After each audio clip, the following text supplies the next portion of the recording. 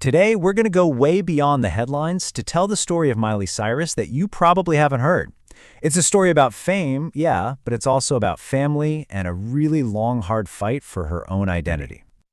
You see, this whole thing really kicks off with a deal that created a global icon, for sure, but it also planted the seeds that would eventually tear a family apart. All right, let's really get into this. Because if you want to understand Miley's journey, you first have to understand her father's. It all starts there. So picture this. It's 1992, and Billy Cyrus has a level of fame most people can only dream about. Achy Breaky Heart isn't just some song on the radio. It's a global phenomenon. But that kind of fame, it's like lightning in a bottle. It vanished almost as fast as it appeared, and that huge peak was followed by a really long, slow decline. He pretty much became the textbook one-hit wonder. By the mid-2000s, he was in some serious financial trouble and, desperate for a comeback. And get this, the very same year his career just explodes, his personal life was, well, it was just as complicated. He became a dad twice. In April, he had a son, Christopher. Then, just a few months later in November, a daughter, Destiny Hope, who we would all get to know as Miley. Now, he made a choice. He chose to build his family with Miley's mom, Tish, while his other son, Christopher, was pretty much kept at a distance. And that choice, it would echo through their family's story for decades. So that desperation for a second chance, that's what led them straight to the Disney Channel's doorstep. They were casting for this new show, right? About a teenage girl living a secret double life. Over 1,000 girls auditioned for this thing, but it was a 12-year-old Miley who just had that spark. The whole idea for the show was simple, but kind of brilliant, right? A regular girl by day, a massive pop star by night. But here's the thing. What was just a fun story on screen quickly turned into a very real and pretty damaging psychological struggle for the young girl who was living it. I mean, this show wasn't just a hit. It was an absolute monster from the very first episode. 5.4 million people tuned in. That made Hannah Montana the biggest premiere in the entire history of the Disney Channel. Literally overnight, Miley Cyrus wasn't just famous, she was an icon for a whole generation. And the scale of this success, it's just staggering to think about. Disney built a billion-dollar empire around this one character. We're talking everything you can imagine: clothes, lunchboxes, those famous blonde wigs, sold-out concerts. Hannah Montana wasn't just a TV show, it was a full-blown money-making machine. Okay, but here's the part that's going to make your jaw drop.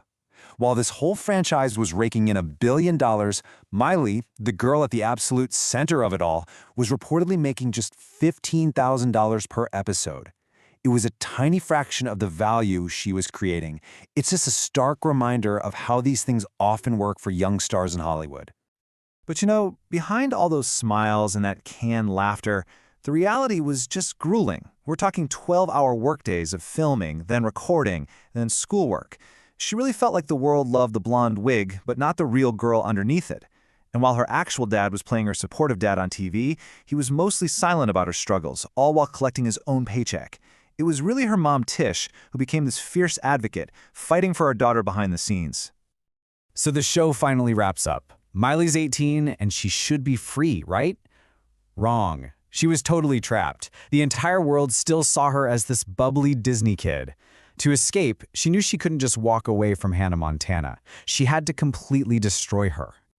And listen, what came next? A lot of people called it a meltdown. But it wasn't. No way. It was a cold, calculated, three-step plan. We've seen it before from pop stars trying to break out of that good girl image. First step, the hair. She chopped it all off, dyed it platinum blonde, a huge visual break from the past. Second, the music got way edgier, way more provocative. And third, the performance that absolutely everyone remembers, the 2013 VMAs. And boy, did it work. The world was shocked. Yeah, people were outraged. But everyone, and I mean everyone, was watching. The plan worked perfectly.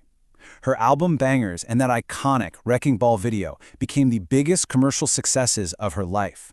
It proved she was so much more than just a Disney creation. But here's the thing. There's always a cost, isn't there?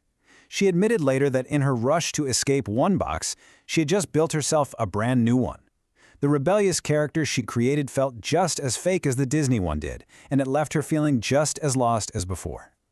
So while all of this is happening in public, with Miley fighting for her own identity, the family drama that was simmering behind the scenes was about to boil over for everyone to see. Okay, so get this. In 2011, right as the show was ending, Billy Ray does this interview and drops an absolute bombshell.